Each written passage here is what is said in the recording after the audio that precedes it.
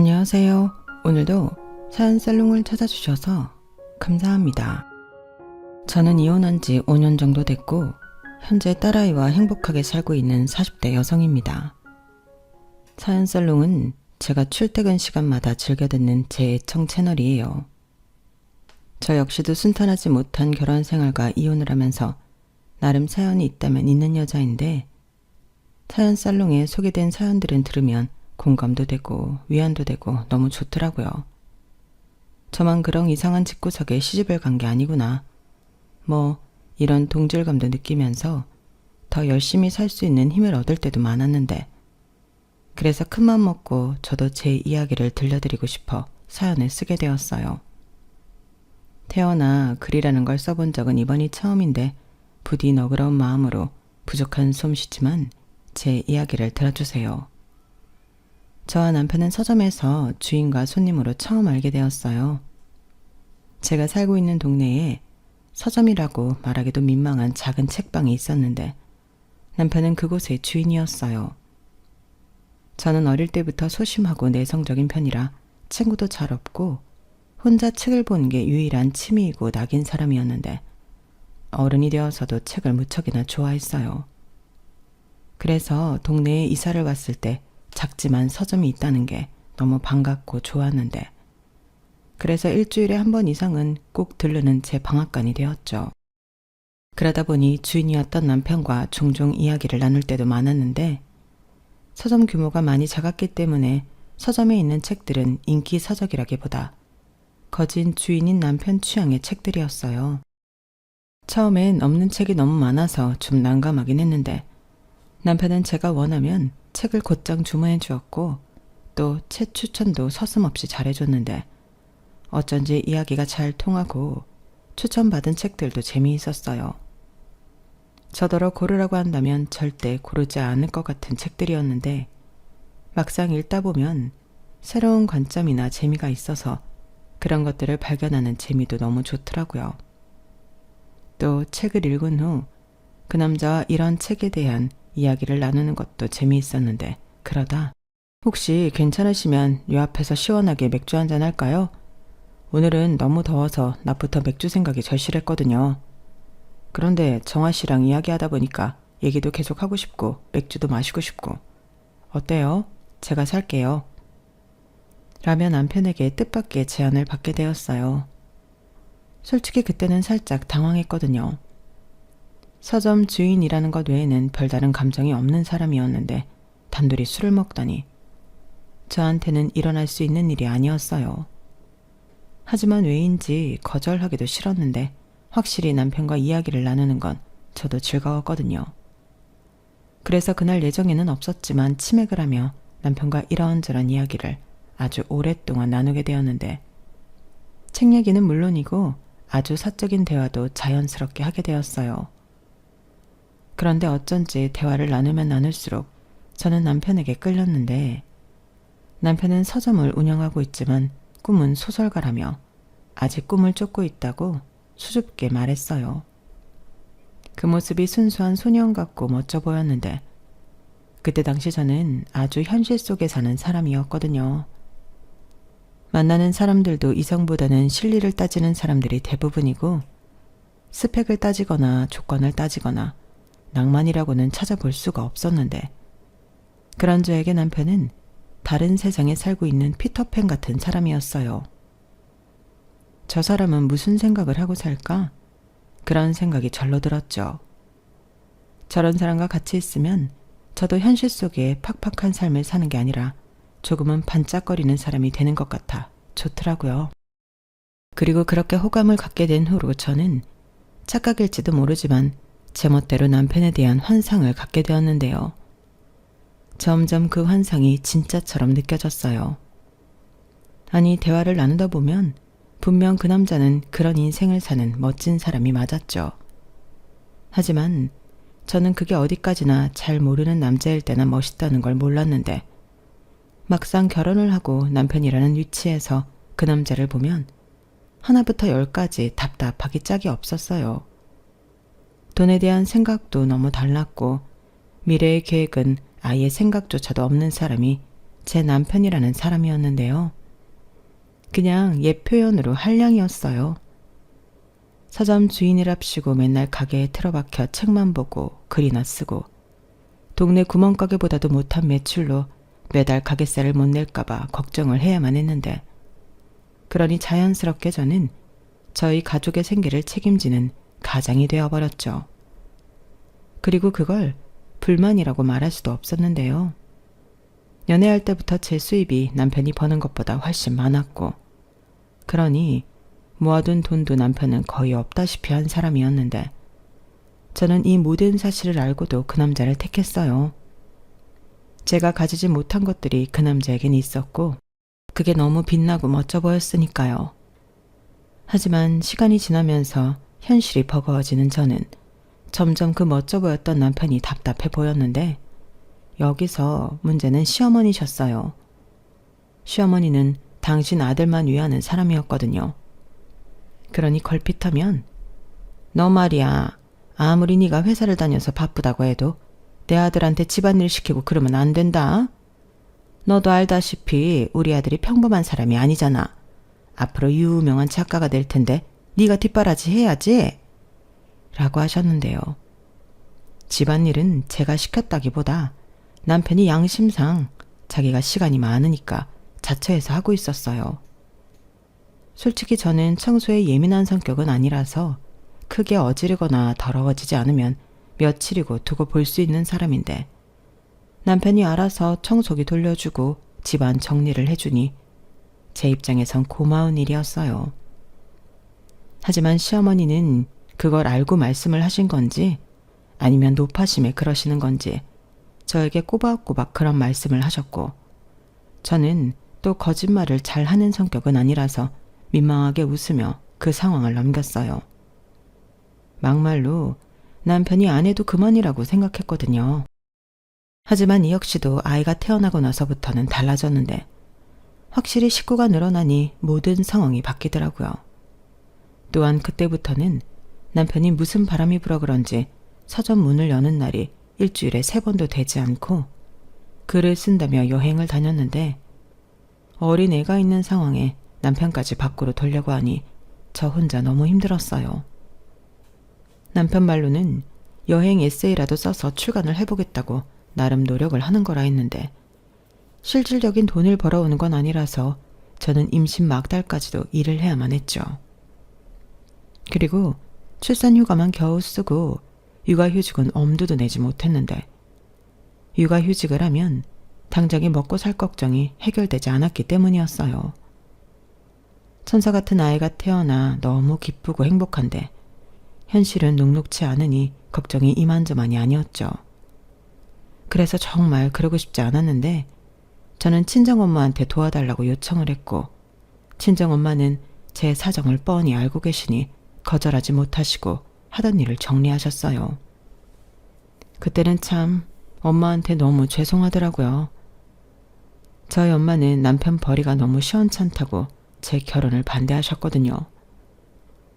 아무리 그래도 결혼은 현실인데 남편이 저렇게 꿈만 쫓고 살면 너무 힘들어. 엄마는 이 결혼 안 했으면 좋겠는데 너는 정말 하려고? 다시 생각해보면 안 될까? 엄마는 아무리 생각해도 아닌 것 같아. 이렇게 말씀하셨는데 어째 친정엄마가 걱정하신 것들이 정말로 제 현실이 되고 있었으니 저는 엄마를 볼 면목이 없었어요. 이왕이면 저도 제 선택이 옳았다고 잘 사는 모습을 보여주고 싶었는데 참 속상하더라고요. 하지만 어쩌겠어요. 여태 꿈만 쫓던 사람이 이제는 꿈을 접고 가족을 위해 취직이라도 하라고 할 수는 없었는데 저는 아이모까지 책임져야만 했죠. 그게 참 힘들더라고요. 그게 말이 쉽지 끝도 없는 시간을 제 몸만 축내며 살아야 한다고 생각하면 숨이 턱턱 막혔거든요. 그러다 보니 제 체력에도 빨간불이 켜졌는데 생각해보면 당연한 결과였어요. 잠도 제대로 못 자고 먹는 것도 시원찮았거든요. 게다가 스트레스는 또 얼마나 받고 살았는지 하루도 마음 편하게 웃어본 적이 없었다니까요. 그러니 사는 게 저에겐 늘 힘든 고난의 연속이었고 그런 마음 탓인지 면역력도 따라서 바닥을 치게 되었죠.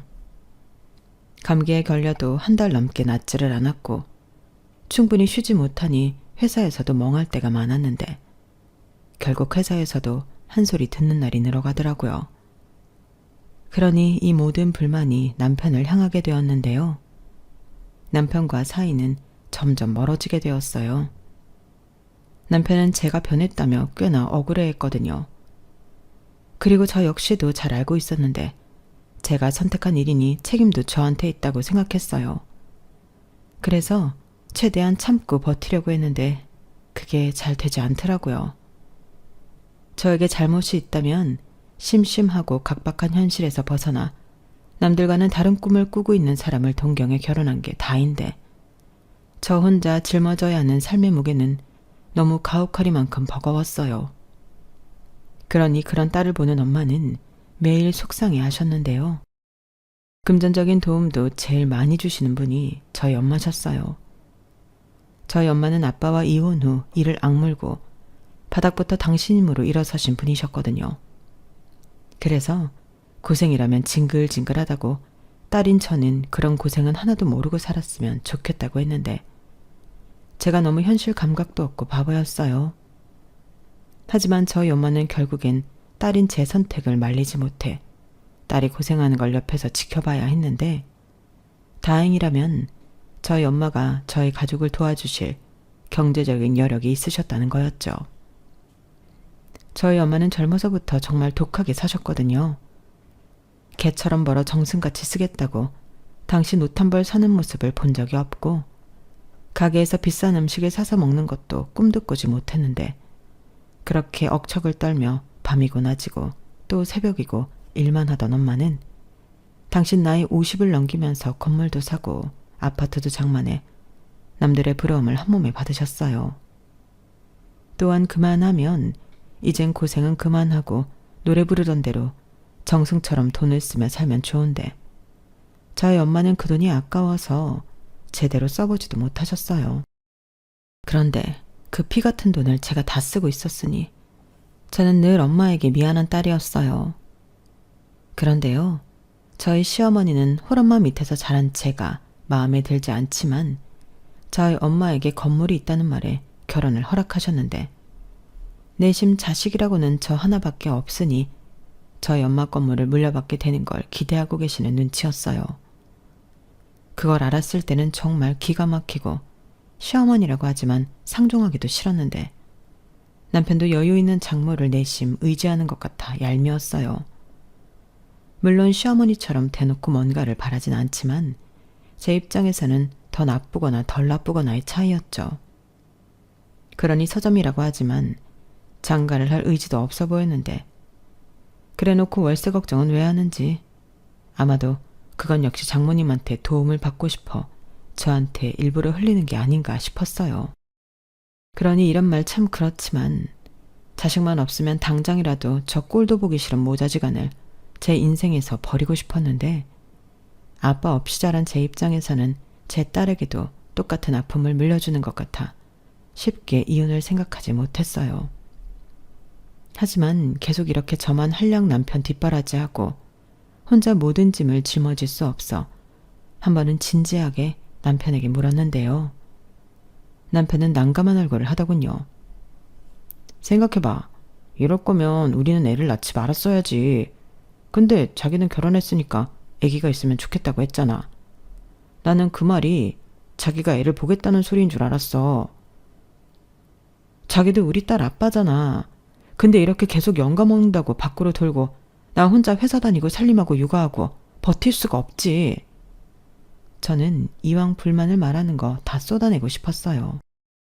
그동안 내가 얼마나 참고 기다려줬는지 또 친정엄마한테 얼마나 면목이 없고 미안한지 전부 이야기했는데요. 남편은 자기야, 아무리 그래도 내가 어떻게 자기 몫을 대신하겠어. 설마 정말 그렇게 생각했다고? 그리고 나도 좀 억울한 게 나는 원래 이렇게 살던 사람이잖아. 나는 자기도 그런 각오는 하고 나랑 결혼했다고 생각했는데 아닌 거야? 뭐 우리는 힘들면 기댈 장모님도 있으니까 나는 자기가 이렇게 힘들어할 줄 몰랐지. 장모님한테 유일한 자식은 자기뿐인데 미안하긴 또 뭐가 미안해. 나는 그것도 자기가 괜히 그러는 줄 알았어. 너무 대놓고 말하면 창피하니까. 저는 남편의 진심에 깜짝 놀랐어요. 사람이 이렇게나 생각이 짧을 수가 있구나. 참 이기적이다. 이런 생각이 들면서 저 혼자 바보처럼 느껴졌는데요. 저는 아니라고 지금이라도 잘못된 것들을 바로 잡아야 한다고 강하게 말했어요. 그리하여 저희는 육아와 살림을 분담하기로 했고 생활비를 주진 못하더라도 서점에 들어가는 돈은 남편이 어떻게든 해결하는 걸로 일단 합의를 봤는데 역시나 제 짐이 좀 덜어졌을 뿐 제가 남편보다 아직은 많은 것을 부담하고 있었어요. 하지만 그 정도만이라도 덜어지면 지금보다는 제 삶이 나아질 거라고 생각했는데 시어머니가 난리가 났죠. 뭐 예상은 했던 일이었어요. 얘기 들었다. 아니, 너는 내가 그렇게 신신당부를 했는데 우리 아들한테 그딴 일을 시키니? 너 그러다 우리의 영감 떨어져서 글 못 쓰면 결국엔 네가 손해보는 거야. 너도 잘난 남편 두는 게 낫지. 돈 그만한 각오도 없이 내 아들 달라고 했어? 어머니도 무슨 그런 말씀을 그렇게 하세요. 달라긴 뭘 달래요. 서로 좋아서 결혼했죠. 그리고 이 일은 저희 부부 사이의 문제예요. 어머님이 나서서 감나라 배나라 하시지 않았으면 좋겠어요. 저도 힘들어서 그래요. 힘들면 내 아들한테 그럴 게 아니라 친정엄마한테 얘기를 해. 아니면 아예 친정엄마한테 다달이 돈을 좀 달라고 하든가. 네 엄마는 뭐 건물주인데 그만한 형편은 되잖아. 뭐 자식이 많아서 너를 못 도와준다니? 어차피 죽으면 그 돈 다 딸이랑 사위 줄 텐데 좀 달라고 해. 내가 뭐 나까지 달라고 하던? 어머니도 참 염치가 없으시네요. 저는 싫어요. 어머니는 저희 엄마가 건물주라서 마냥 편하게만 보이시죠? 저는 어릴 때부터 엄마가 고생하는 모습만 보고 살아서 그렇게 못해요. 아이고 효녀 낫네. 그럼 네가 알아서 해. 내 아들한테 뭐라고 하지 말고. 내가 지난번에 우리 아들 뭐 하나 궁금해서 전화했다가 얼마나 놀랐는지 알아? 어머니 아들만 귀하지 않아요. 저도 저희 엄마가 하지 말라는 결혼해서 이 고생이라고요. 죄송하지만 저희 문제는 저희가 알아서 할 테니 더는 이런 말씀 저한테 하지 말아주세요. 뭐야? 시어머니는 제가 당신 뜻대로 순종하지 않자 화가 많이 나셨어요. 하지만 여기서 물러서면 저 역시도 답이 없었기 때문에 시어머니에게도 제 할 말을 다 했는데 나중에 남편이 뭘 그렇게까지 시어머니한테 말을 하냐고 한 소리를 하는 거 있죠. 그래서 그날 남편과도 크게 싸웠어요. 결혼하고 목소리 높여 크게 다툰 적이 없었는데 그날은 저도 꾹꾹 눌러놓은 게 많다 보니 큰 소리를 내게 되었죠. 그렇게 제 결혼 생활은 별로 행복하지 않았어요. 저 남자랑 살면 내 인생도 반짝반짝 할 줄 알았는데 전혀 그렇지 않더라고요. 오히려 제 노력으로 그 남자만 편하고 빛나려 한다는 생각에 괘씸하기 짝이 없었어요. 그런 마음으로 지내기를 4년 정도가 흘렀죠. 저는 여전히 결혼 생활이 쉽지 않았고 남편은 작품 활동이 잘 되지 않는다며 슬럼프 타령을 했는데 그래도 서점에 앉아 글을 쓰는 것 같긴 했어요. 그리고 이렇게는 안 될 것 같아 제가 시간을 내어 남편 서점에 이 인기 서적을 들여다 배치하고 인근 학원과 이야기를 해서 문제집을 온라인 서점처럼 10% 할인해주는 등 영업에 신경을 쓰니 매출이 좀 올랐는데 무슨 개미와 배짱이도 아니고 남편은 제가 열심히 하면 할수록 탱자탱자 놀기만 하더라고요. 그러니 제가 보기엔 그냥 작품 준비는 허울일 뿐 자기가 정말 유명 작가라도 되는 듯 그 생활을 즐기는 것 같았는데 그런 생각들 때문인지 남편과는 점점 정서적으로 남처럼 지내게 되었어요. 다행히 시어머니는 저랑 한바탕 한 이후부터는 저한테 감정이 좋지 않아 연락도 하지 않고 만나봬도 일부러 아무 말도 하지 않으셨는데 저는 오히려 그게 편하고 좋아서 시어머니 기분을 풀어드리려 노력하지 않았죠. 어쩌면 남편은 그런 것도 서운하게 생각할 수 있는데 저에게 별로 그런 것 따위는 중요하지 않았어요. 그러다 마른 하늘의 날벼락처럼 친정엄마가 아프시다는 사실을 알게 되었는데 저 몰래 병원을 오랫동안 다녔다 하더라고요. 엄마는 너 걱정할까봐 그랬지. 근데 건강이라는 게 내 마음처럼 쉽지가 않네. 의사 선생님이 수술해야 한다고 해서 어쩔 수 없이 너한테 말하는 거야. 저는 친정엄마의 말에 하늘이 무너지는 기분이었어요. 저의 엄마의 병명은 췌장암이었는데 이미 병원에 왔을 때부터 진행이 꽤나 되었다고 하더라고요. 그리고 수술을 하긴 하지만 그걸로 마음을 놓을 수도 없었는데 저는 그때까지 췌장암이 그렇게 무서운 병인 줄 몰랐어요. 요즘 의료기술이 좋으니 아무리 암이라고 해도 전부 고칠 수 있다고 생각했는데 췌장암은 조용한 암이라 병의 진행이 많이 되었을 때 자각할 수 있는 암이라고 하더라고요. 결국 저희 엄마는 수술을 받고도 병원에 오랜 시간에 있을 수밖에 없었는데요. 그 시점부터는 자꾸만 이상한 말을 하기 시작했어요. 마치 당장이라도 떠날 사람처럼 주변 정리를 하고 저에게 평상시에는 하지도 않았던 당부의 말도 자주 했는데 저는 그런 것들이 전부 싫었어요. 엄마는 왜 자꾸 그런 말을 해? 나 그런 말 듣기 싫어. 왜 당장 죽을 사람처럼 그러는 건데? 정아야, 엄마 생각에 이런 말들은 미리미리 해두는 게 좋은 것 같아. 사람 일은 아무도 모르는 거잖아. 행여 엄마가 아무런 준비도 못하고 떠난다고 생각해봐. 엄마는 그럼 너무 불안해. 나는 엄마 이러는 게 더 불안해. 얼른 나와서 잘 살 생각을 해야지. 여행도 다니고 비싼 옷도 사 입고 맛있는 것도 먹고. 엄마 못 해본 거 너무 많잖아. 그래, 많지. 생각해보니까 진짜 억울하게 못 해본 게 많더라. 근데 엄마는 그런 건 솔직히 괜찮아. 고기도 먹어본 년이 맛을 아는 거고 돈도 써본 년이 돈 좋은 걸 알지. 근데 엄마는 돈 모으는 법은 알아도 쓸 줄은 모르겠더라고. 돈을 쓰면 하나도 즐겁지가 않아. 딱 하나만 빼고. 그게 뭔 줄 알아? 내 새끼한테 쓰는 거. 내가 제일 잘한 게 돈 벌어서 너한테 쓰는 거야. 그만해. 그런 말 듣는다고 내가 뭐 기분 좋다고 할 줄 알아? 나야말로 엄마 속만 썩인 딸인데 효도할 기회는 줘야지. 효도는 충분히 했지. 예쁜 손녀딸도 낳아줬잖아. 그리고 엄마가 상가 건물이랑 아파트랑 네 앞으로 옮겨 놓을 거야.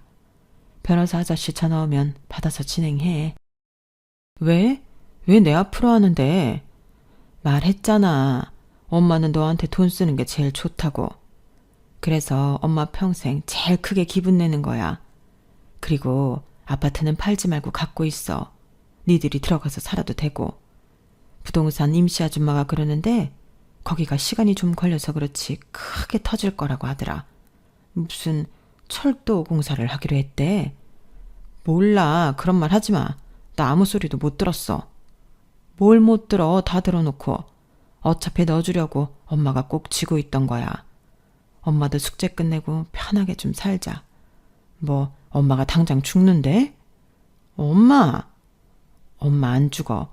그니까 엄마가 하라는 대로 좀 해. 알겠지? 저희 엄마는 그렇게 말하고 치사하게 2달 뒤에 하늘나라로 가버렸어요. 정말 숙제를 다 해서 홀가분하다는 듯 편안한 얼굴로 마지막을 보내셨는데 너무 힘들어서 저도 한동안은 알아놓을 수밖에 없었죠. 처음 1~2달은 울고 또 울고 그러다 탈수가 와서 쓰러지고 그랬는데 남편은 불안해하며 제 옆을 지켜줬어요. 그래도 남편이고 가족이라고 그때만큼은 의지가 되더라고요. 하지만 시어머니는 네 엄마 아파트 있잖아. 그거 어쩔 거니? 지금 아무도 안 사는데 니들이 들어가 살아라.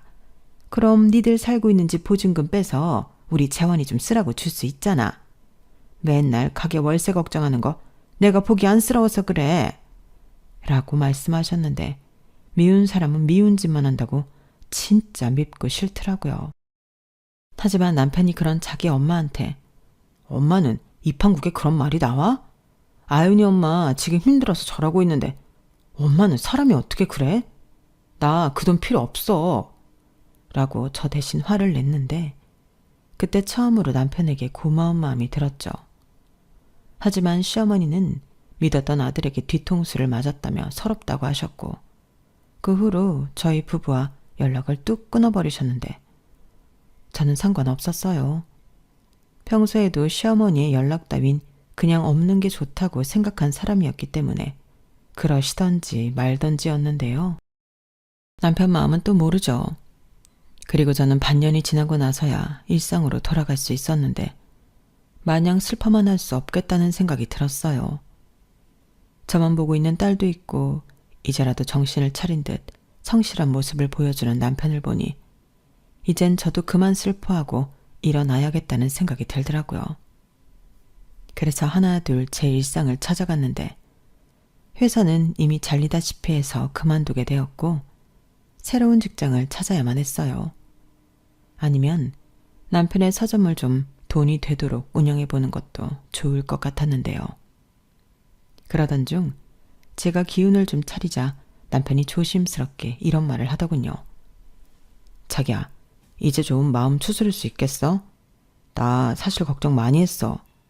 근데 이런 말 오해하지 말고 들어줬으면 좋겠는데 장모님이 자기 앞으로 해주신 상가 건물 있잖아.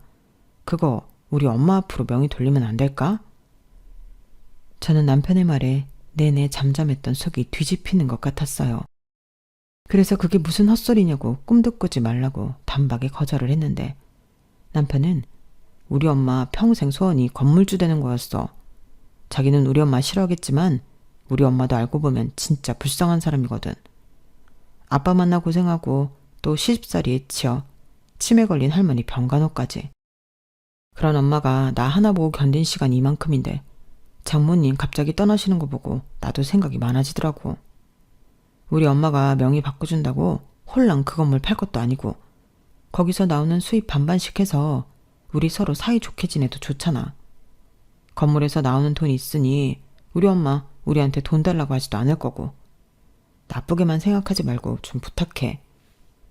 그러면서 남편은 덧붙이길 시어머니가 돌아가시면 어차피 그 건물 다시 우리 앞으로 돌아올 텐데 자식 노릇 좀 하자고 저를 설득했어요. 그런데 말이 좋아 우리지. 시어머니가 돌아가시면 그 건물은 누가 갖게 될까요? 저는 남편의 진짜 속셈까지는 몰라도 그럴 생각이 없었어요. 건물이 아깝다기보다 우리 엄마 건물을 왜 제가 그렇게 싫어하는 시어머니 앞으로 해주겠어요? 그래서 헛소리하지 말고 그런 일은 없다고 철벽을 쳤죠. 그러자 남편은 자기 뜻을 오해하는 거냐고 서운해했고 적반하장으로 자기 마음 몰라주고 왜곡한다고 저를 나쁜 사람으로 몰아갔는데 기운을 차리자마자 또 기운 빠지는 일이 생기니 이런 결혼 생활을 계속해야 하는 건가 심적으로 지치더라고요. 또 딸아이를 보니 저런 아빠라도 있는 게 나은 건가? 그때 그 생각을 정말 많이 하게 되었는데요. 이런 제 마음도 모르면서 남편은 계속 자기 뜻을 오해했다고 저를 설득하려 했어요. 오해고 자시고 저는 건물 명의를 바꿔줄 생각이 없는데 남편은 포기를 하지 않더라고요. 결국 저는 결심하게 되었어요. 저런 남편은 그냥 버리는 게 제 인생이 편하겠더라고요. 그러면서 딸에게는 미안하기보다 저런 한심한 인간을 아빠라고 옆에 두는 것보다 제가 아빠 몫까지 최선을 다해 키우는 게 나을 것 같았는데 나중에 딸아이가 아빠에 대해 물으면 있는 사실 그대로 이야기해 줄 생각이었어요. 그러면 딸아이도 제 마음을 이해해 주지 않을까 생각을 하면서 저는 남편에게 알겠다고 변호사 사무실에 가자고 했죠. 뭐? 명의 옮기는데 변호사 사무실에 가야 하는 거야? 그럼 세금 문제도 있고 필요한 서류랑 얼마나 많은데. 그러니까 어머님도 오시라고 해. 당사자신데 같이 들어야지. 알겠어. 우리 엄마 진짜 좋아하겠다. 내가 지금 바로 전화할게. 남편은 신이 나서 시어머니에게 전화를 걸러 갔어요. 그리고 나갈 때보다 더 신이 난 얼굴로 들어왔는데 시키지도 않은 설거지도 하면서 좋아 죽더라고요. 그리고 시어머니도 일이 있어 3일 후에 변호사 사무실에 가자며 저에게 연락이 왔는데 세상 그렇게 사근사근한 말투의 시어머니는 처음이라 낯설더라고요. 아가 고맙다. 내가 네 덕에 평생의 소원을 이루는구나. 내가 건물주라니 천지가 개벽하는 일이지. 다들 나더러 며느리복 터졌다고 부러워해. 당연하지. 세상 천지에 시어머니한테 건물 주는 며느리가 어딨니? 이러니 자식을 잘 낳고 볼 일이지. 고맙다. 진짜 고마워. 이렇게 고맙다는 말을 하고 또 하셨는데 저는 하나도 고맙지 않았어요. 당신 말처럼 세상 천지 그런 며느리가 어디 있냐고요.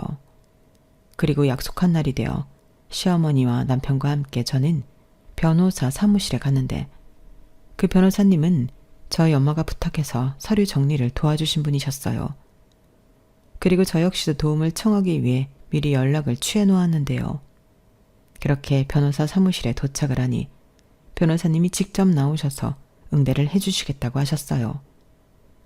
저한테는 살짝 윙크까지 하며 걱정하지 말라는 듯 웃어 보이셨는데 잔뜩 신이 난 시어머니와 남편 앞으로 필요한 서류라며 이혼 서류를 꺼내 보여주셨어요. 당연히 남편과 시어머니는 깜짝 놀랐는데 그때 태연하게 변호사님이 말씀하셨어요. 이혼하신다고 해서 서류 미리 준비해 놓았는데 궁금하신 점 있으신가요? 네? 아니요. 저희는 그런 적 없는데요. 오늘 여기 온 건 저희 와이프 앞으로 되어 있는 건물을 저희 엄마 앞으로 명의 변경하려고 왔어요. 네, 맞아요. 뭔가 착오가 있으신가 보네. 아주 큰일 날 소리를 하셔. 그런가요? 저는 분명 이혼하신다고 들었는데 당사자 합의는 분명 하신 거죠?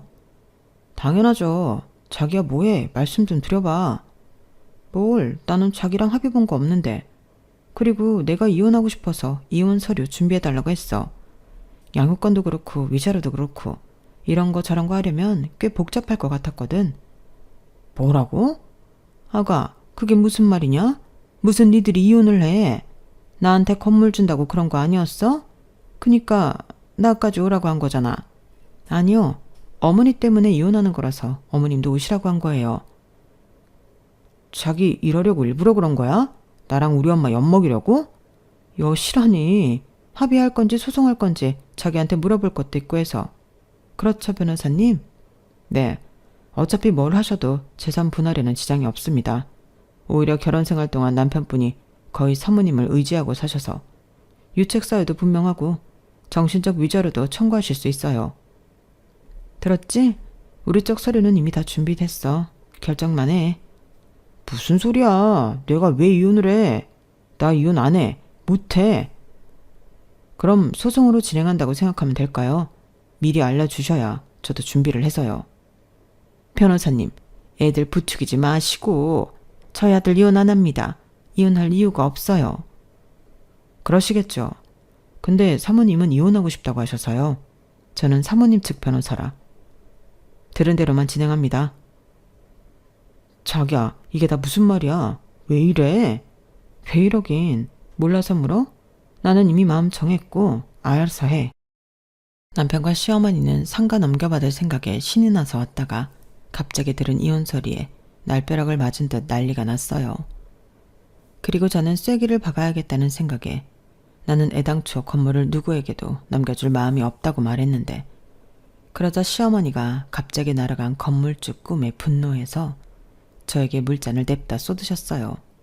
그러시고는 이게 지금 나를 가지고 놀았네. 그래, 건물 생기니까 딴 마음 들지? 내가 너 그럴 줄 알았다. 너 혼자 잘 먹고 잘 살고 싶어서 이런 짓 꾸민 거잖아. 괘씸한 년. 라며 저에게 삿대질까지 하시고 호통을 치셨는데 옆에서 변호사님이 이러시면 경찰을 부르겠다고 나서서 말리셨죠. 하지만 남편도 시어머니도 그만둘 마음이 전혀 없어 보였는데 그래서 저도 말을 했어요. 진짜 양심도 없네요. 지금까지 어머니 아들 누구 덕에 살았어요? 제가 벌어온 돈으로 먹고 입고 살았잖아요. 저는 저 사람이 벌어온 돈 구경도 못했어요. 어머니 말처럼 저 사람 작가 되기만을 기다리면서 저도 버텼다고요. 그런데 어머니는 저한테 어떻게 하셨어요? 저 힘든 거 알아주긴 하셨어요? 힘들면 엄마한테 손 벌리라고 그러셨잖아요. 당신도 그래. 당신도 우리 엄마 도움 당연하게 생각했잖아. 근데 이제 와서는 건물을 넘기라고? 어머니 돌아가시면 어차피 다시 돌아온다고? 근데 그때 그 건물은 누구 거야? 자기는 이미 벌써 그 계산까지 했잖아. 누가 그래. 나는 순수하게 효도 못한 거 한번 하고 싶었을 뿐이야. 그 효도를 왜 우리 엄마 건물로 해? 효도는 자기 힘으로 해야지. 안 그래요, 어머니? 아무튼 난 마음 정했고 합의 안 해주면 소송해서라도 이혼할 거야. 애도 내가 키울 거고 뭐 하나 양보할 생각 없으니까 그런 줄 알아. 그래. 근데 네가 뭘 잘 모르나 본데 우리 이혼하면 그 건물 절반은 내 몫이야. 부부는 공동재산인 건 몰라? 웃기고 있어. 아까 변호사님 말씀 못 들었니? 그러게요. 제가 아까 말씀드렸는데 그리고 사모님 건물은 돌아가신 모친께서 물려주신 재산으로 분할 대상이 아닙니다. 아파트도 마찬가지고요. 지금 분할할 대상은 함께 지내시는 집 보증금이 단데 남편분은 기여도가 전혀 없으시잖아요. 때문에 저희 측 주장은 나눌 것이 없다는 입장입니다. 뭐라고요? 말도 안 돼요. 같이 산 세월이 얼만데. 그리고 뭐 꼭 돈으로 가정에 기여해야 하나요? 우리 아들도 집안이라고 해봤어요. 그러시군요. 그럼 법적으로 누가 더 기여도가 높은지 따지시죠. 그러셔도 됩니다. 변호사님은 든든하게 제 편을 들어주셨어요. 그러자 약이 바짝 오른 남편과 시어머니는 분해서 어쩔 줄을 몰라 했는데 저는 변호사님에게 뒷일을 맡기고 그 자리에서 일어났어요. 그러자 남편은 가긴 어딜 가냐고 저를 붙들었는데요. 그때는 어디서 그런 힘이 솟았는지 남편의 손을 거칠게 뿌리치던 저였어요. 그렇게 모처럼 가벼워진 발걸음으로 그 자리를 나올 수 있었는데 시어머니의 절규하는 큰 소리가 울려 퍼지더군요.